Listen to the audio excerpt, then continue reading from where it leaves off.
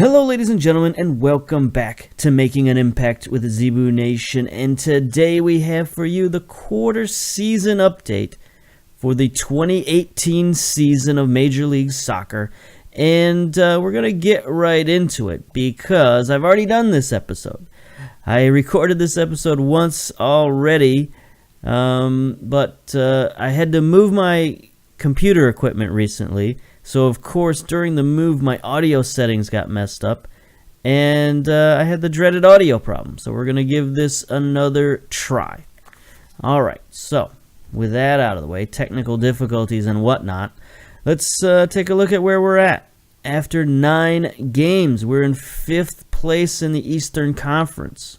We got 4 wins, 1 draw, 4 losses, plus 7 goal differential, so that's pretty good. That is tied for the best goal differential in the conference. Only got a total of 13 points, so we're actually 4 points back of the number 1 team, Philadelphia. And as you can see, Philadelphia has jumped ahead of everybody like I predicted. They finally have played 8 games, and they've got their first loss, but they also have 5 wins and 2 draws to go along with that 1 loss. So they're not quite running away with things, but they have definitely jumped up to the top position. And same with Atlanta United. They've jumped up. New York Redbulls are up there in 3rd place. And then 1 point ahead of us is the New England Revolution with 14 points.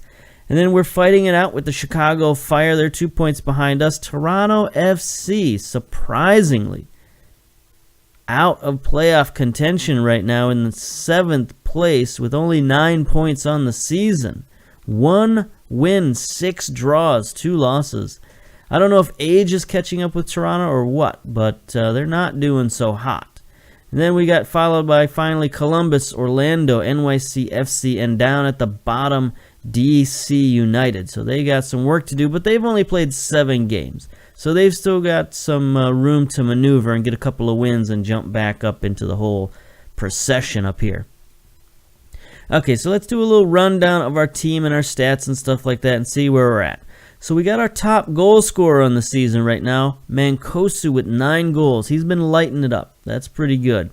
And then his strike partner up top, Jackson Hamel. I learned how to pronounce his name. I watched one of their preseason games, and he played, and that's how they pronounced his name on the broadcast. So I'm going to assume that's how he pronounces it.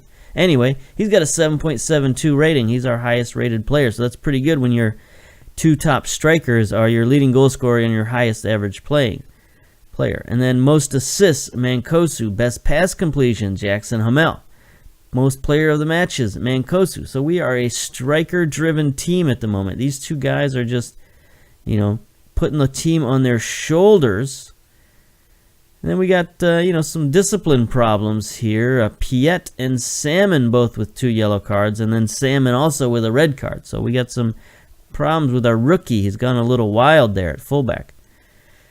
As far as team stats go, we've played 9 matches. We've scored 18 goals, which is the 2nd highest in the league.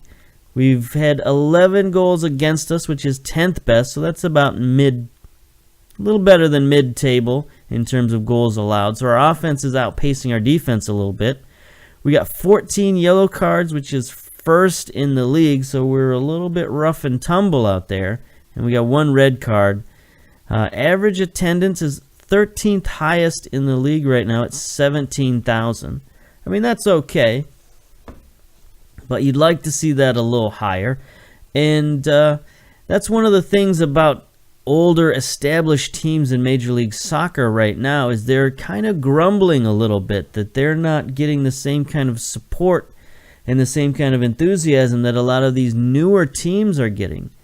And especially the newer teams that are getting new stadiums, like Orlando just got a new stadium, and they're getting, much more fan support down there. Of course, Atlanta United, they've got a huge new stadium that's packing in, 50, 60,000 fans every game, and everybody's really jealous of that. You got LAFC coming in with a state-of-the-art stadium. So teams like Montreal, teams like especially Columbus, Chicago, places like that, they're, falling behind a little bit in terms of stadium and amenities. And in many cases, well, not in many cases, in one particular case, Columbus, they're talking about leaving Columbus because they can't get that new stadium deal that they want. And they don't feel that they can get, the number of fans that they could get in some other place if they moved. So, that's something to think about for Major League Soccer. It's a problem that they have going forward as the league expands. And that, sort of affects your bottom line. And if you look at our bottom line, our profit is still pretty good. We made a $4.9 million profit this season. But that profit's actually going down. It's actually leveling out at the moment because at the beginning of the season, we were looking to make around $6 million. So we've lost, just $1 million basically has dropped off of our profits. And, that's not a good trend, especially when we've got, a really big signing coming in this summer who's going to be making a lot of money. That could wipe out all of our profits. But anyway, that's financial stuff we don't really need to worry about too much in MLS because, it's not like we're going to get relegated or anything like that or get kicked out of the league. It's just we'll have to get a new owner or something, or our current owner will have to kick in some cash. So there's no real ramifications of it other than they'll clamp down on our budget and not let us, buy any players or anything like that. All right, so let's take a look at the league, I guess, real quick. Supporters Shield, Sporting KC up top, 17 points, tied with FC Dallas, Vancouver Whitecaps. So right now, it's a little topsy-turvy in the Western Conference, but they are dominating the Supporters Shield right now with the top 3 teams. They're tied with Philadelphia, but it's looking really tough over there in the Western Conference. Portland is there in 5th place with 16 points. Seattle with 15 points. So they're really dominating the top 10 in terms of best teams in the league. So we got a little ways to catch up on the Western Conference.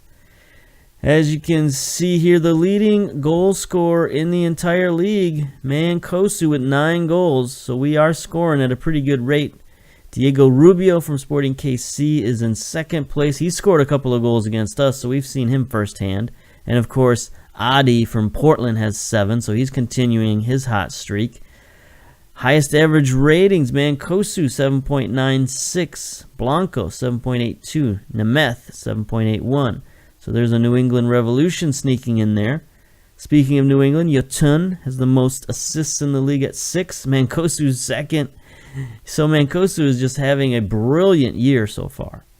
Top in the league in goals, top in the league in average ratings, 2nd in the league in assists, and then Osvaldo's from Sporting Kansas City is 3rd, tied basically, with 5 assists. Players of the match, Mancosu in 2nd place there with 3 players of the match. Lamah for FC Dallas, we saw him firsthand in week 1. He's a pretty good player. He's got 4. Osvaldo again for Sporting KC. So you can see a lot of the top teams have the best players. That's just how it goes. Most shutouts, everybody tied with 4. Gonzalez for FC Dallas, the youngster who's getting in there. He's only 22 years old, but he is one of the best goalkeepers, at least one of the best young goalkeepers. And Dallas is giving him playing time, and he's responding. 4 shutouts. Stefan Fry with 4, and Louis Robles with 4 as well for New York Redbulls. And then yellow cards, Ring for NYFC, not LAFC, NYFC, Lod for LAFC, and then Caldwell for New England, all with 4 yellow cards. So they're kind of leading the way. I don't think we want to get too deep into the season stats here just in the first quarter. So we'll keep things rolling along. We'll see how we got here. Take a look at the schedule. So we're on a bit of a win streak right now. Columbus Crew, we beat 1-0. And then in a game that I actually showed on camera, but the audio was so bad that there's no point in posting the video, we beat DC United 6-1. It was just a dominant affair. It was kind of embarrassing how badly we beat them. We'll take a look just at the goals, because looking at the whole highlights would take forever. But yeah, I had just talked about in that episode that you're not going to see about how we'd gone to a more offensive formula, and we were just, we were rounding into form, and then just everybody started crushing it. Mancosu, we moved him out to the right wing, and he and Vargas just started magically forming this bond and this partnership. So there's their first goal, Mancosu. And then Mancosu returns the favor to Jackson Hamel, gets the header, the target man, playing in the center. That's what he's supposed to do. Go up there and get those high passes. Then here's Louis, who's been playing pretty well, gets it to Teder, forward to Vargas, and then Vargas back post again to Mancosu, and he taps it in. The goalkeeper sort of dives there, very late at the end. And then here's a penalty kick from Mancosu. Makes it 3-0. And at this point, we're rolling. It's still first half. 42 minutes left in the first half. Here's Louis. Great pass forward to Jackson Hamel, and he scores on Usted. Usted's not a terrible goalkeeper. I don't know how he let in so many goals. But here's DC United just at the start of the second half. Areola gets one on us. Beats Bush. And scores their one goal of the game. So at this point it's 3-1 or 4-1, and you're thinking, well, maybe they could come back, but maybe not. Here's Vargas again on the left flank, sends it back post to Mancosu, who can't score, but Louis on the rebound, the youngster. Like I said, he's playing really well. He's playing at that advanced playmaker role. And that was our 6th goal. And what I love about this formation that we're playing, and we'll get to that in a moment, but it's allowed us to put all of our best players in the lineup and all of our players who are playing the best. So here's that lineup I was talking about, the 4-2-3-1. Put Mancosu out on the right wing, and he's been a bit of a revelation out there on the right wing, scoring a lot. Let's just put Vargas out there, and then it lets us put, like I said, Louis up here at the advanced playmaker. But what's great about that is that he is a youngster, and he's playing well right now, but he's by no means a superstar. So that when Yaya Toure comes in this summer, we can plug him right into this formation, take out the youngster, put in the veteran, and suddenly we'll just have a tremendous playmaker right in the middle of this formation. So that's what I'm hoping for. So if this formation continues to flourish, then I think that off-season move we made will work just fine. Now, it means that some of our defensive midfielders aren't going to get a lot of playing time. Watts, he can pretty much only play defensive midfielder, so that's no good. But our young player that we picked up, our other big transfer that we made in the was that off season or was that beginning of the season? I guess you could consider it an off season acquisition. Andre, that's who I'm thinking of. Andre is not getting as much playing time, but he's been injured, so we haven't been able to use him. But he's back now, and even though he's a natural defensive midfielder, the segundo volante, he can play center mid, so we can put him in there and get him some playing time if necessary. So today we got a big matchup versus the Redbulls. They're in 3rd place in the Eastern Conference, and if we want to stay up with the top of the conference, I think we got to beat teams like the Redbulls. I know I told you we've been fighting it out with New England and Chicago, and Chicago just won their game this week, so they're up to 14 points as well. So we dropped down to 6th place after one day here, so that's no good. So that's why we got to keep winning, because it looks like other teams in the league are also continuing to win. New York has a game in hand on us, so we can't let them get too far ahead of us. So that's very important. We want to stay in that playoff race, stay in that playoff hunt, not fall behind. Toronto is now nipping at our heels, and we definitely don't want to get into a race with Toronto because they could turn it on at any moment with all the star players they've got. So here we go. Like I said, here's the formation, the 4-2-3-1. We got Jop, Hassler, Bosic, Piet, Conier, Edwards, and Vasquez on the bench. Do we want to keep Vasquez on the bench? Do we have any other options at striker? We do not, particularly. We got Matt Johnson. That's no good.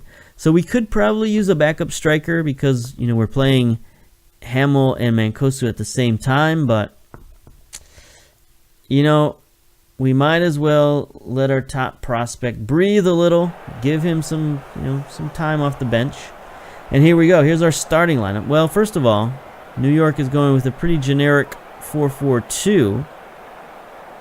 We got Robles in goal. Got a rookie over here, Williams, making his debut. Long, Schuler, Adams on defense, Royer, Retzkowski, Torres, Nyako. Torres is their leading assist man. No, he's their top goal scorer, their midfielder. McNelly Torres with 4 goals. That's interesting.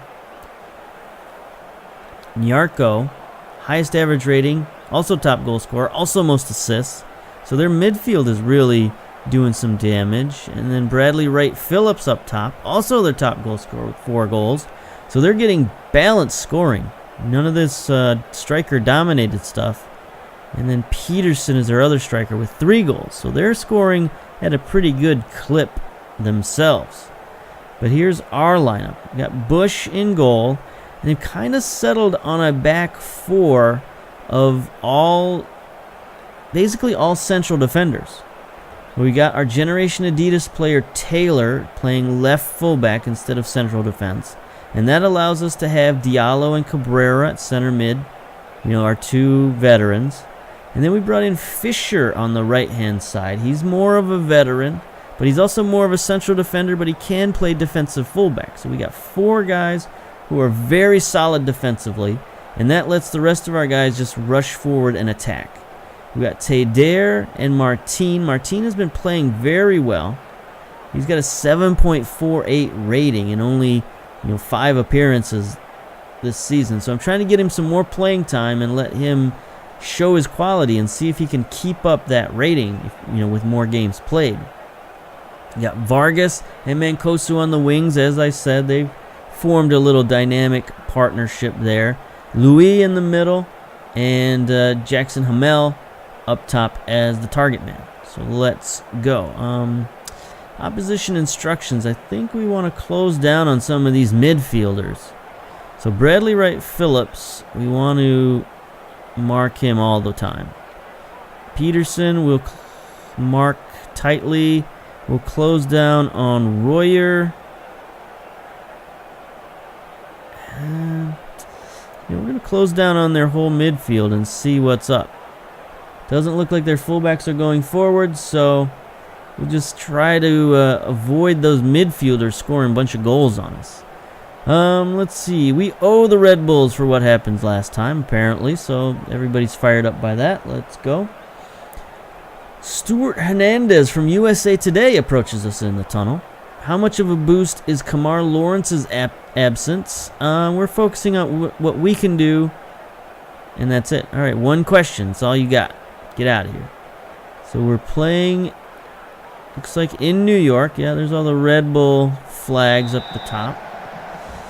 Going to start out with the first highlight here. And I hope we have a good game. I don't want our form to fall off. Martin tries to get forward. Oh, there's the end of the highlight. Don't want our form to fall off. I want us to stay in this playoff race as long as possible. We've been playing so well. We're coming off that huge victory. I want everybody to just sort of keep their heads about them. There's Diallo, gets it forward to Martin. Martin bombs it ahead. Jackson Hamel was not looking for it. Vargas wasn't even down there. Nyako gets it. He's going to send it out wide. Mancosu with a nice steal. Martin, Louis plays it up to Jackson, looking to get ahead, looking to get forward. Louis going forward on the attack, but here's Vargas. Vargas, can he get it back post? No, he gets tackled by Nyako. Looks like New York's got a pretty solid defense. They're coming on the counterattack. Now Peterson, bad pass to Phillips. He gets it out wide to Royer, though. The midfielder's on the attack, crosses it to Peterson. Oh, terrible header. That should have been a goal. Should have been a goal. Oh, speaking of goals, I'm watching the Olympic gold medal game here for the women's hockey, USA versus Canada, as it pretty much is every Olympics and every other tournament there is. USA versus Canada, and USA just got a goal. So way to go. Second period, so there's still a ways to go in that game, but we'll keep an eye on it. The U.S. men's team lost the other night. They're out of the medal competition. Uh-oh, here's Peterson. Nice save by Bush. Of the two strikers, I think I'd rather face Peterson than Bradley Wright Phillips. He's a much better player. Here's Torres with the corner kick. Cabrera heads it out of there. Royer, though, chases it down. Rachkowski getting chased off the ball. Has to send it out wide to Torres. We're putting some good pressure on these guys. Made them play it all the way back. Look at Redbulls. Has to go like 50 yards out of his goal to go get the ball.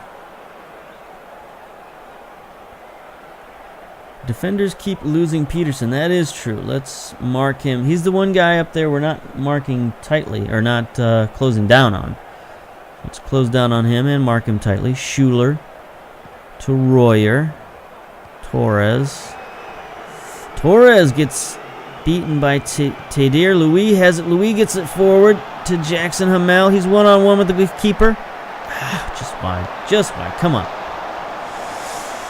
I mean, he's not the greatest finisher in the world, so, you know, we'd rather have Mancosu up top in certain situations, but 12 finishing is not really what we want. I want to make sure Mancosu's on attack. Yeah, he is. Okay. So both he and Louis are on attack, so we're going to be scoring some goals from our midfield as well. Our advanced midfield, but still midfield. All right, Fisher. Ugh, bad header. My man, you should have won that. Here's Wright Phillips now in on goal. Nice stop from Bush. Oh, Team Canada just gets a penalty. Anyway, here we go. Corner, far side. Torres. He sends it high. Nyako almost gets it, but it's headed out. Royer again chases it down. Rachkowski gets it to Schuler. Out wide to Torres. Come on, mark him. Check him. Royer, nice tackle. Diallo boots it out of there. And there ends the highlight. All right. Boy, the highlights are coming fast and furious here. Cabrera has to play it back to goal. Bush, do not mess this up. Thank you. Nice play out to Taylor. The youngster bombs it downfield. Tadier's going to settle it down for Martin. Martin's going to bomb it forward. Mancosu heading for it. Jackson Hamill's heading for it. He's got it. Oh, he scores short side. Wow. Oh, they're counting that as an own goal on the goalkeeper. Wow. Let's see this. So he must have made the stop and then knocked it into his own goal somehow. Let's take a look at this. Yeah, so it hits the goalkeeper, then hits the post, then back off the goalkeeper, then in. They should give Jackson the goal for that. I mean, I don't know what the goalkeeper could have done to stop that other than just be better, I suppose. But anyway, we need to finish our chances. Okay, we'll work the ball in the box. That's fine. No problems. 36 minutes down. Let's see if we can keep this lead to halftime. 40 minutes and rolling. This is good. This is good. Let's keep the clock rolling. No need to get excited. How are our ratings looking? Cabrera's playing well on the defense. Martin still playing well. There's a yellow card for Diallo. That's no good. Mancosu with an injury, slight injury. He wants to come off. All right, we'll sub him out at halftime, I suppose. That's kind of a blow. You know, leading goal scorer in the entire league goes down. Hopefully it's not too serious. Let's go to the dressing room first. No, we're gonna sub him out. So let's first sub him out. What does he got here? What kind of injury? Potential knee injury. That's no good. So do we want to bring in Conier or Edwards? Edwards is left-footed, so we'll bring in Conier for Mancosu. It's not really the substitution you want to make, but you know what, you got to do what you got to do. So let's go back to the pep talk now that he's in there. Oh, well, no, let's just start the second half, I guess. Click to the wrong button. Anyway. Up 1-0. Defense playing solid, so that's good. We got a yellow card in the middle. Now we got a lot of flexibility off the bench. Hasler and Bosic. Hasler can play... He can play fullback or midfield. So if we need him to come in at those positions, that's fine. Oh, here's Vargas. He gets stolen by Nyako. Nyako is a tackling machine out there. He gets it ahead to Peterson. Peterson to right Phillips. He beats our central defense one-on-one with the keeper, and Bush can only stop so many shots back there. So many one-on-one attempts. So we got the draw going now. I think we might need to make a change at central defense. Who does he beat there? 36.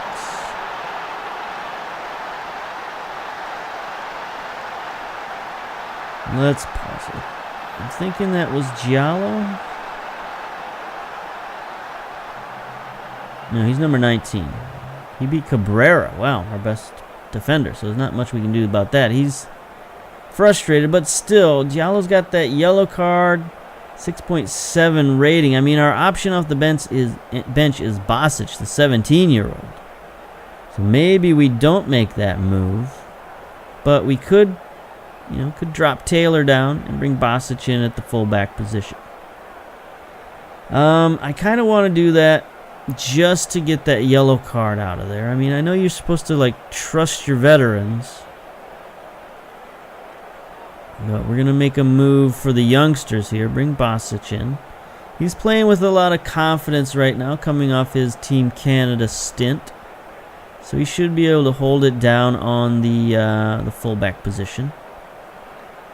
Taylor's not got a great rating, but not much you can do about that. Everybody else is looking okay. Martinez just killing it. 7.1 rating.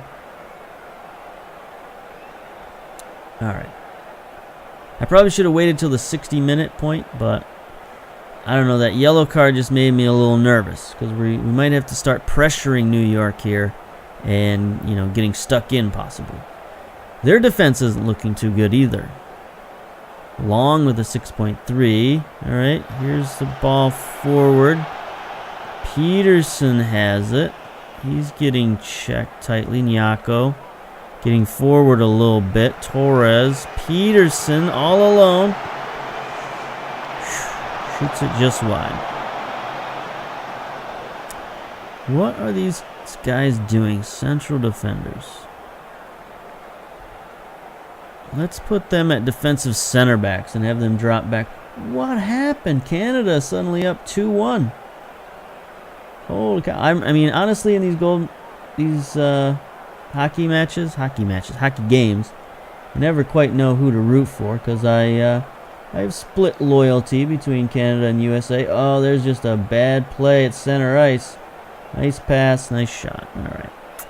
Anyway, yeah, we're gonna drop our central defenders back to play defensive center backs and have them, drop, just not get beat the way they're getting beat.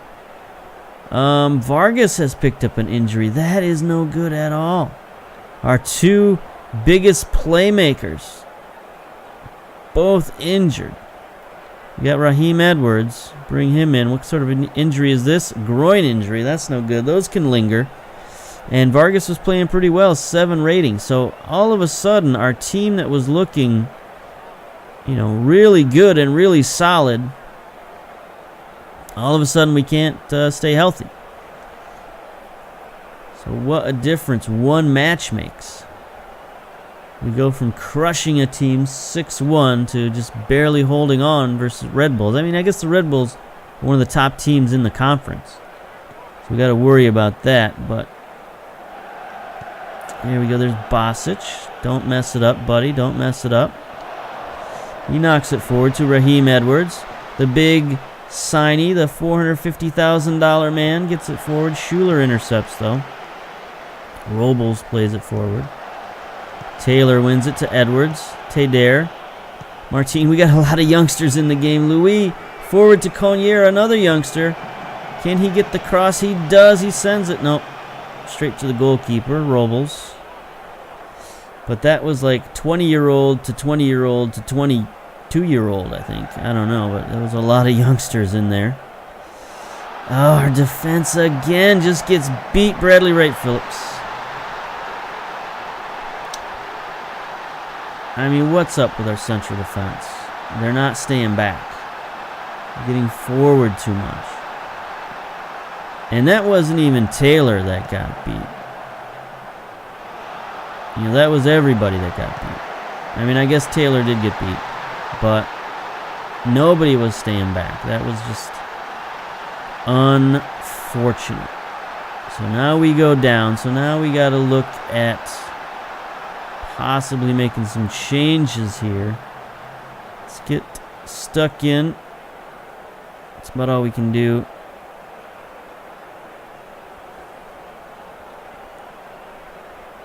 I mean, we're already attacking and going forward, and we're not getting a lot of pressure on them. 84, 85. Let's show some passion, boys. Get out there.